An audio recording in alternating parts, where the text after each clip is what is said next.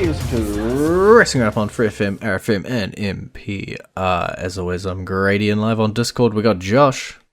Hey!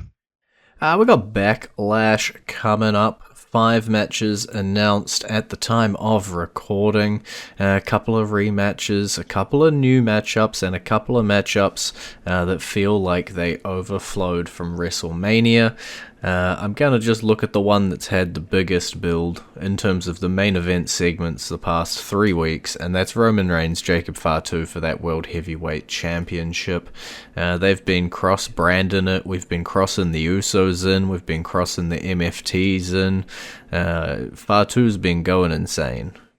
Yeah, this is this is an interesting situation. Um, because there are so many like interwoven storylines. It's a new angle to the Bloodline storyline. It's there's it's allowed them to re rehash some things, rework some things. We get the Jacob Fatu Roman Reigns match we've always wanted. So, yay for that. Um, it'll be interesting seeing how this plays out. I have an extremely strong feeling nobody's winning this match.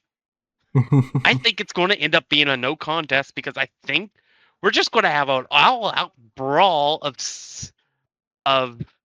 the Usos, Roman Reigns, Jacob Fatu, and what's left, the MFTs. Yeah, it's the way they've built it definitely doesn't feel like the build for one match. So I would be shocked if it was one and done here.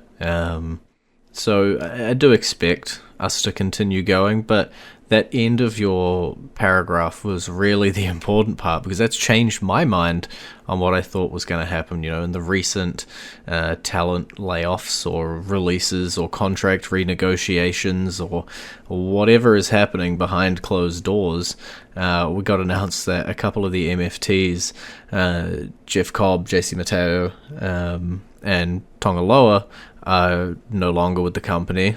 Whispers around others, obviously, now as soon as that starts happening. We'll talk about one of the other layoffs as well a little bit later, but in terms of where the MFTs can go, they're kind of at a maximum of 3 with Solo, Tamatonga, and Tonga. Oh my god, why were their names so similar? The tall one, formerly Hello. known as Hikuleo. Yeah. They've maximum got 3. I feel like Solo Sikoa isn't going to go anywhere. He's still kind of got his thing with Tama Tonga, but I thought Tama was going to hit off with the Tongans. Half his Tongans are gone now. I don't really know what's happening with this crew. Yeah. And I also love the fact that they made such a big deal about the Tongan death grip in this feud. Um, that the fact that it's like Roman sees it as such disrespectful that he's having it used on him. And I just find that hilarious considering the history of Haku and that whole family. Mhm. So yeah, I'm excited to see the outcome of this match because I do think that this is could be a huge over the summer leading the war games type feud that lasts us all year, whether the title's involved or not. Mhm. Because the odds are Roman Reigns has a championship.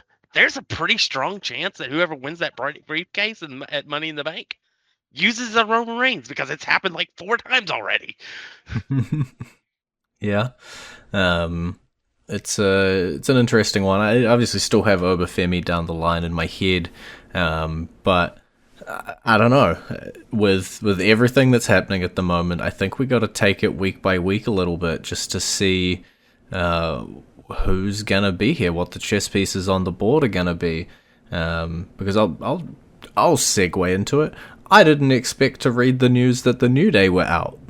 And if I was trying to come up with some tag team plans in my head, I was probably gonna include them. Yeah. I've I've come to terms with it. As you said, it was shocking, but they weren't doing much with them right now anyway. So it's not like as far as storyline wise, it's not like Kairi Sane. Mm-hmm. It's just, yeah, it was a situation where it was like, it felt like Kofi would have been there until he decided, I'm done. And Xavier Wood was basically a made man, because they promoted him for years under his real name, using his YouTube.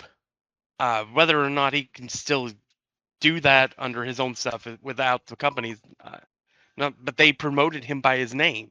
So it's not like a lot of guys where it's like you have to come up with a new name or something, or you really have to coast off of formerly known as, and he doesn't have to do that because they've already done that for him. Yeah, Also, another thing is that you have to know something big has happened for us to play during my birthday week a theme that is not the Ultimate Warrior's theme. yeah. It's I'm sure we'll hear it next week. But it's different and shocking in a different way, right? And I think you hit the nail on the head where Kairi Sane was shocking because she was in the middle of one of these hot feuds that we knew was about to have a payoff at Backlash and ripped away. The New Day, at least when I did a quick cursory glance, Kofi Kingston was the third longest tenured person in the WWE. Xavier Woods 10th, not that far behind him. Only people really been there longer than Kofi constantly were The Miz and Orton. And so I think that was just, they'd become a bit of part of the furniture. And to have them, head off potentially together, potentially separate, don't know what they're going to end up doing, to other places is crazy. Not something that I thought I would see. Yeah, what I would love to see is maybe have them show up in TNA, have them win the TNA titles off of the Hardy Boys, and then you could have them add that to their illustrious list of accomplishments. I mean, Kofi Kingston's the most decorated tag team champion of all time. He's won the titles like 14 times Yeah, by himself, regardless of whether it was the New Day or not.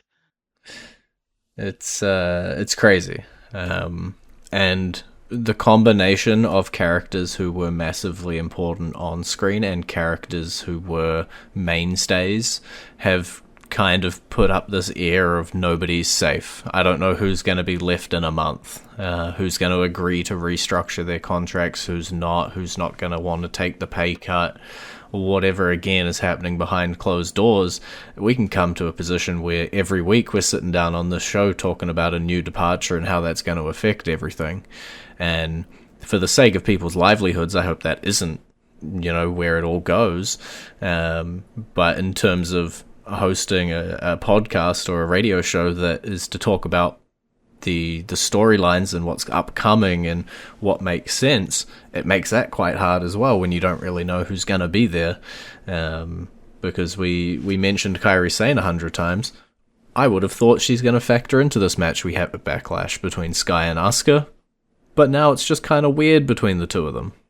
I think, I still think that that Kairi could factor in. They could do like a one-off, pay her like one time to show up, screw over Asuka, and then go home to Japan where she really wants to be. So that means you're picking Sky then? Yeah, I'm picking Sky because I think regardless whatever outcome it is, that Asuka is not winning this match. So I think logically, I think Io wins, and I think ultimately, I think they give Kairi like a one last hurrah, screwing over Asuka, holding Io's hand up, and saying goodbye. Yeah, we'll have to see what happens in Florida. I agree on the Asuka losing part, especially given what the storyline was heading into this with Kairi's involvement, where it was Asuka was sort of manipulating and abusing Kairi to stay into this tag team, and Iyo was trying to break her out. Long term, Sky kind of has to win that, just in terms of good television. You don't really want the Asuka to come out on top over and over and over in that case. And so, given that those undertones are still there, I think they'll just give the win to Sky. And if Kairi isn't going to show up and that was it for her, we'll probably just try and move on swiftly, just have Sky take the win and then go on to whatever championship she ends up going on to, and moving swiftly along. But it is a kind of shame that the feud between these two didn't make it to WrestleMania, got bumped, got Kairi removed, and I'm sure the two of them are going to put on a banger at Backlash, but there's just been so many extra circumstances around it that have, made it slightly less awesome than it could have been. We got a little bit more time. Given we're going to play a tag team theme, let's talk about a tag team match. Danhausen, The Miz, Kit Wilson, they've been putting on television gold. The Miz almost choosing to mentor Danhausen. We almost got Mizhausen, and instead we're going to get The Miz and Kit tagging against Danhausen and whoever he can pay to come out of retirement. Whoever he can find the partner at them. This should be fun seeing who it is. Something tells me deep down it's just going to be Jelly Roll. I think we're going to get the match we had speculated we'd get at WrestleMania here. So I think it'll be Danhausen and Jelly Roll versus The Miz and Kit Wilson. And I think Danhausen and Jelly Roll would win. It does make the most sense to roll back to what we thought we were going to be getting. And I do suspect it. I think it's still cool to think about who else might take up the option. Because it is Danhausen, it can be literally anybody. You can have them, pop up. Yeah, if one person that I might consider, because he is from AEW, might be Royce Keys.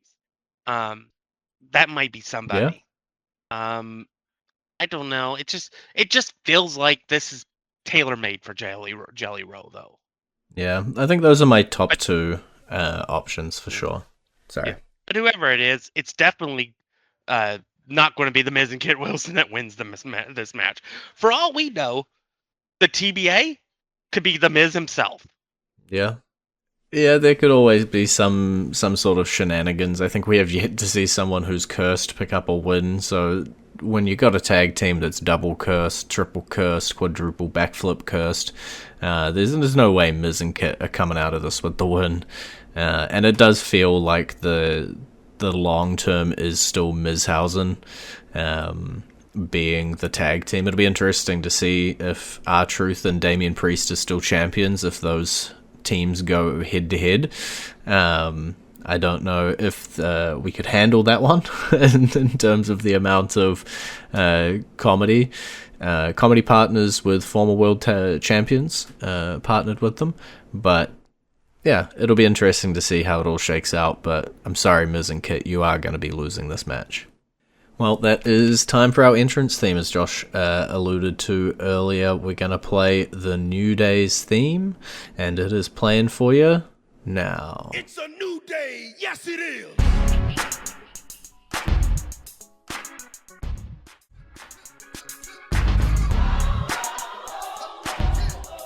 And you're back to Wrestling Roundup on FreeFM, ArrowFM, and MPR. I'm Grady, he's Josh. We got a couple more matches to talk about. Let's go with a rematch. The United States Championship is on the line. Sami Zayn, Trick Williams. Sami has gone berserk. He killed the gingerbread man, and now Trick Williams wants his revenge. Yep. To the point they're going to have a funeral on SmackDown on Friday for the gingerbread man. Imagine that. That's a sentence that was said in 2026. WWE is having a funeral for a gingerbread man costume. I am loving the descent. Yeah, I'm loving the descent and the madness for Sami Zayn. I hope it has an outcome, though. I hope it's not just for waste, but they're definitely building delusional Sami Zayn that thinks he's still a face, but definitely isn't. And I hope it eventually would lead to him a world championship run. But this is Trick Williams' time, and we're still stalling for time before we get to the eventual Carmella Hayes Trick Williams feud on the main roster. Yeah, this one seems, as you say, just the spark for Sami Zayn. He was that transitional champion. It led him down a path. We saw the reactions at WrestleMania with Sami getting booed, everybody wanting to see Trick, to the gingerbread man, etc. So Sami is pretty much a heel, whether he wants to admit it or not. He is the bad guy at this point of the feud.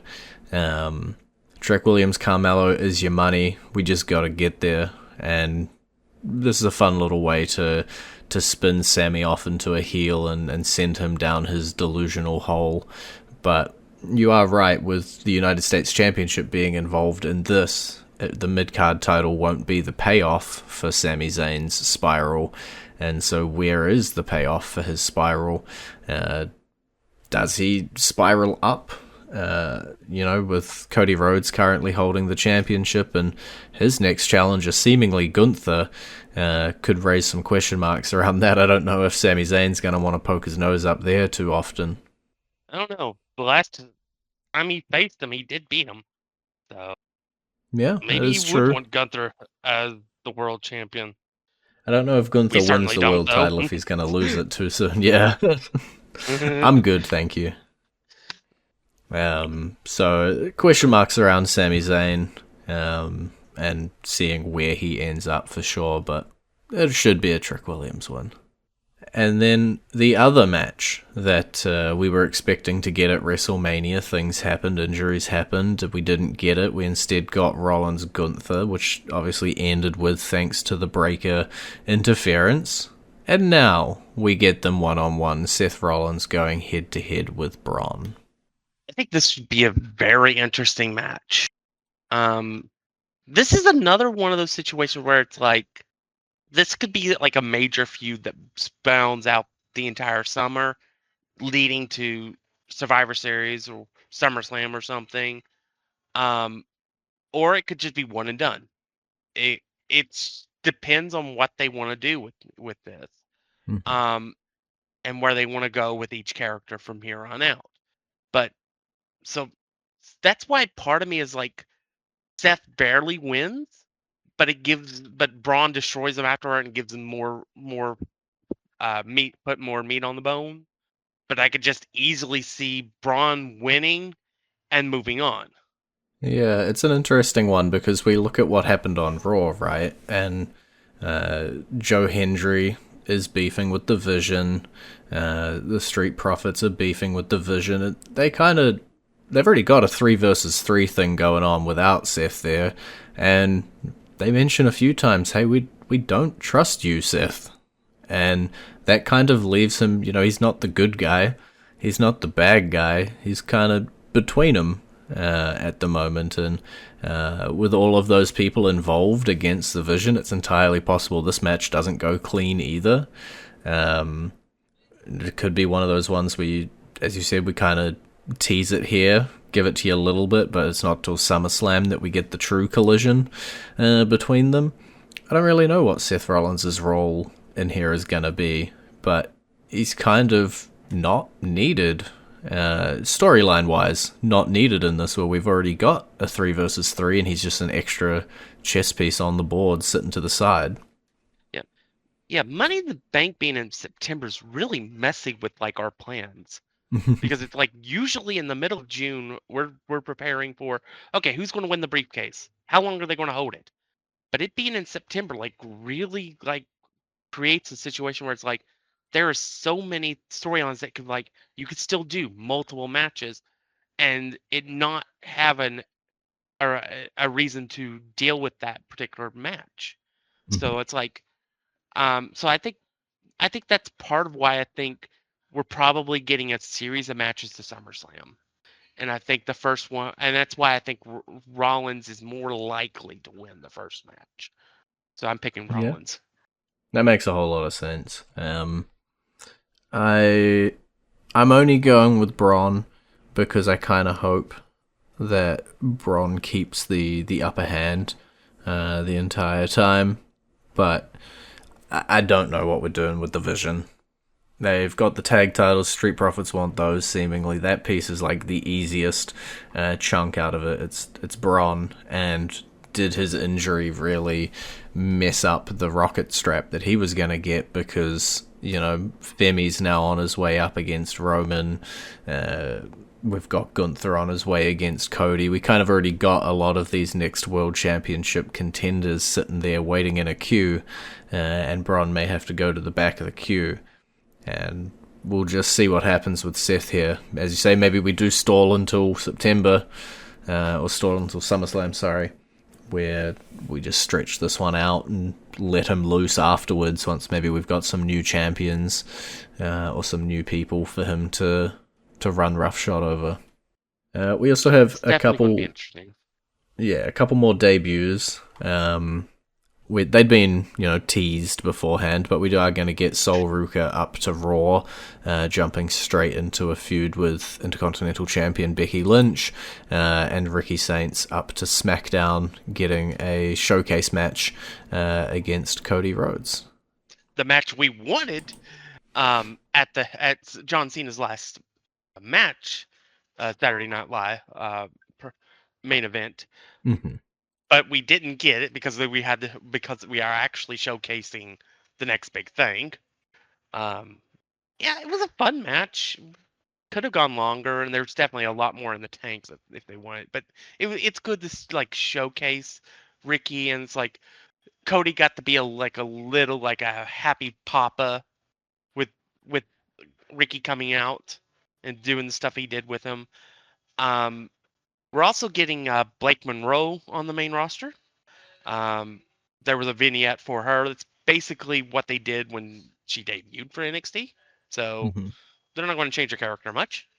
And I would say probably the person that has actually, I think, impressed me the most on the debuts. And it's kind of hard to say this considering how long she held the NXT championship and the fact she also held the TNA championship. JC Jane. Yeah. She beat Charlotte Flair in her first match. Yeah. That is incredible. And yeah, I mean, I'd love to see Sol Ruka beat Becky because I think we need to get the title away from Becky. But yeah, I just wanted to talk about JC because it's like they're doing something with her. It doesn't matter if she beats Rhea or not. They are making a star out of her and her group. Yeah. If I'm talking, as you said, who am I most happy with? I think JC Jane, immediate shine on her. First to capture a championship, it probably will be Sol Ruka. Out of these recent come-ups. But, hey, we'll have to see. I think staring at my list of folks who have debuted simply since the start of the year, right?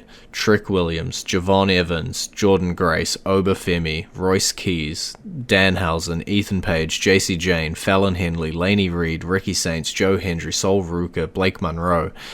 That is a good chunk of people so far this year.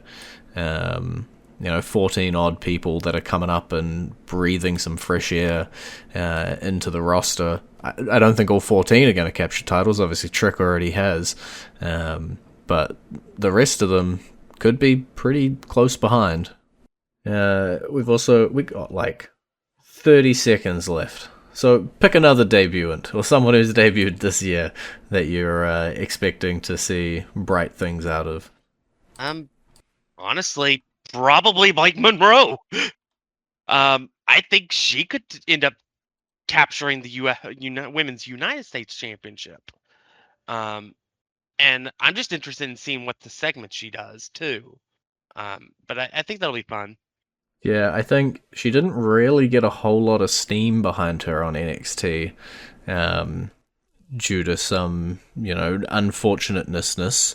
But she seems like she would do really well on the main roster. The right kind of gimmick to do it. As you say, maybe United States champion. There's a few opportunities. Will they capture any of the women who have come up? Do I think they'll capture the world titles for the woman? Maybe not, in the next few months, but maybe by the end of the year. We'll have to wait and see. Well, then that is all the time we got for this week. It's been great talking to you. Maybe. You visit our Facebook page, facebook.com/wrestling R&D up, our Twitter page, twitter.com/wrestling R&D up, or our YouTube page, youtube.com/wrestling R&D up. And we will catch you next week.